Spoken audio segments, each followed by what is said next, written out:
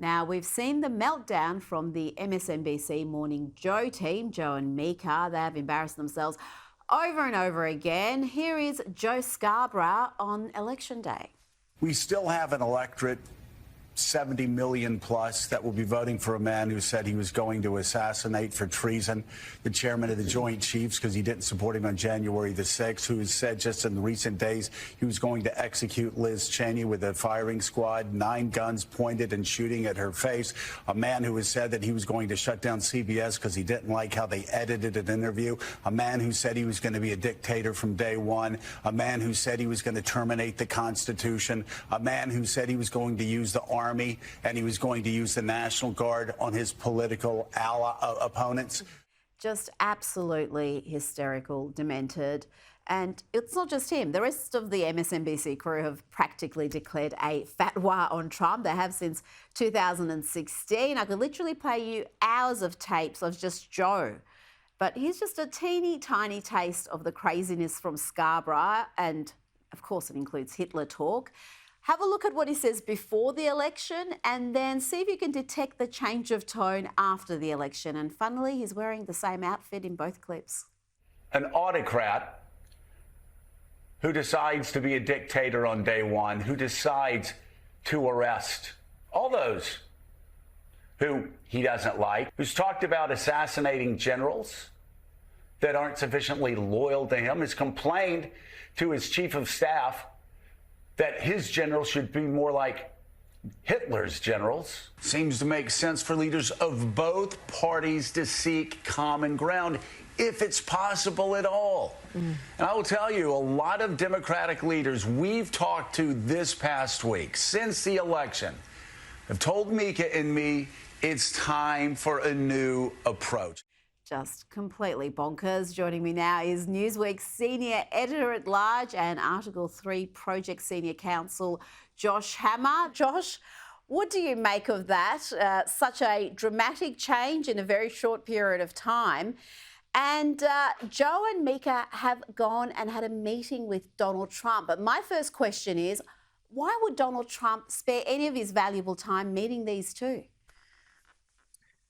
Well, look, Rita, Donald Trump loves the media. I mean, he has a love-hate relationship with the media, to be clear. He hates some of the at the same time. But, you know, I mean, at one point in the past, he referred to Maggie Haberman of the New York Times as his therapist because he just enjoys talking to her on the phone. I mean, he's had a love-hate relationship with the media for literally like 35, 40 years. I mean, probably since before I was born, going back to the old tabloid days of the 70s, 80s.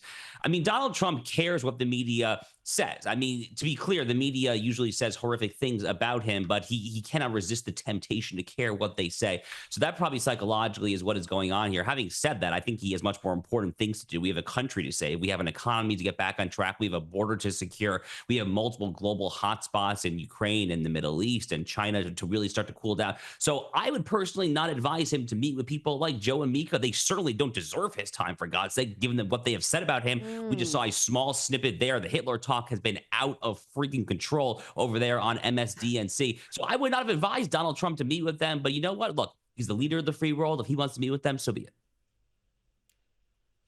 I just can't understand it. They have shown themselves to be so deliberately dishonest, dangerous with some of the deliberate lies they've spread, really divisive, ugly lies.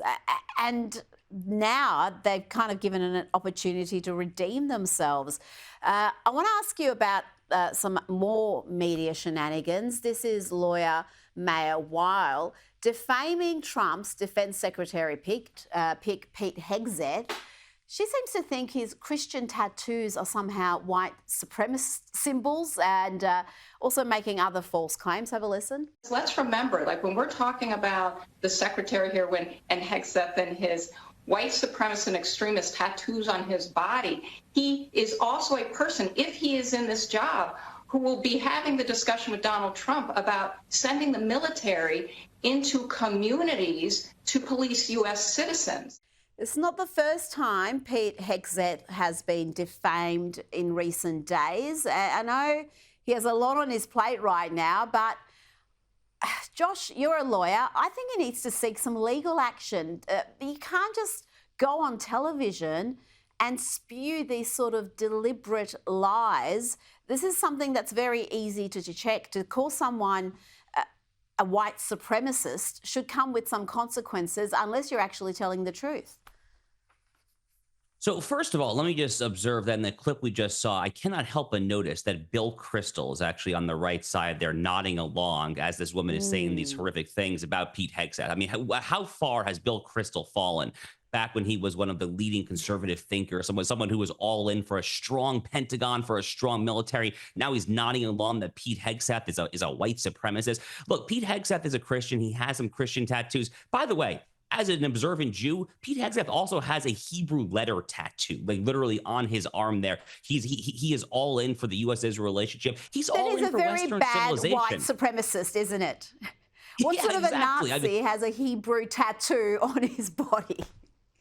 I mean, these jokes write themselves, right? I mean, Pete Hegseth is a very sharp man. I mean, even on the leftist elitist own credential scale, and they care a lot if you go through the proper gatekeeping institutions, if you've been trained and vetted.